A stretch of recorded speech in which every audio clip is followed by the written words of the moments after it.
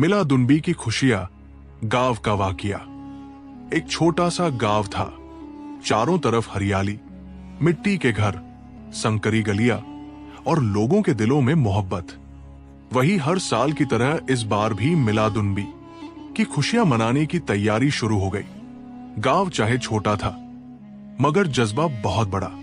सुबह से ही बच्चे दौड़ दौड़ कर गलियों को झाड़ते, दीवारों पर चूना लगाते और रंग बिरंगे कागज की झंडियां लगाते नजर आते। किसी के हाथ में हरी पताका होती, किसी के हाथ में चमकती झालर। गरीब हो या अमीर, हर किसी का दिल यही चाहता कि इस दिन उनका घर सबसे रोशन और प्यारा लगे। अली चाचा, जो गांव के सबसे गरीब माने जाते थे, उन्होंने अपने छोटे से मिट्टी के घर के बाहर हरे रंग का कपड़ा टांग दिया और उस पर सफेद चाक से लिखा मारबान या मुस्तफा। उनके बच्चे पुराने बल्बों को साफ कर रहे थे ताकि रात में रोशनी फैला सके। वहीं दूसरी तरफ रहीम साहब, जो गांव के अमीर आदमी थे, उन्होंने अपनी बड़ी हवेली के बाहर हजारों बल्बों की झालरें टांग दी। मगर दिल की सादगी ऐसी थी कि उन्होंने अली चाचा के बच्चों को भी कुछ सजावट का सामान भेज दिया।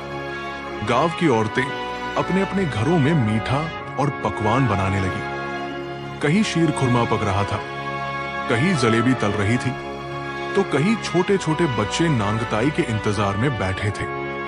हर घर से महक उठती और पूरे गांव का माहौल महकने लगता।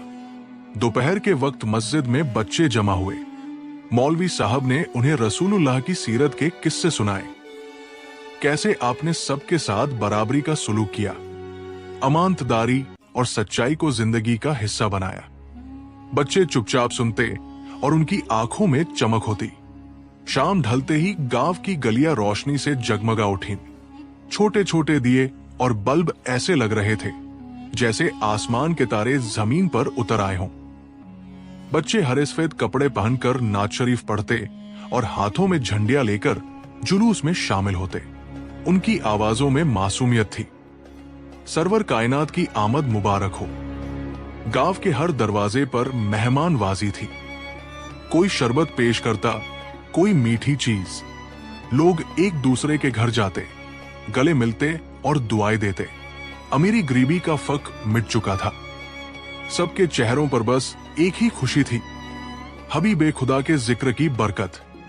रात गहराती गई, मगर गांव की रौनक बढ़ती गई।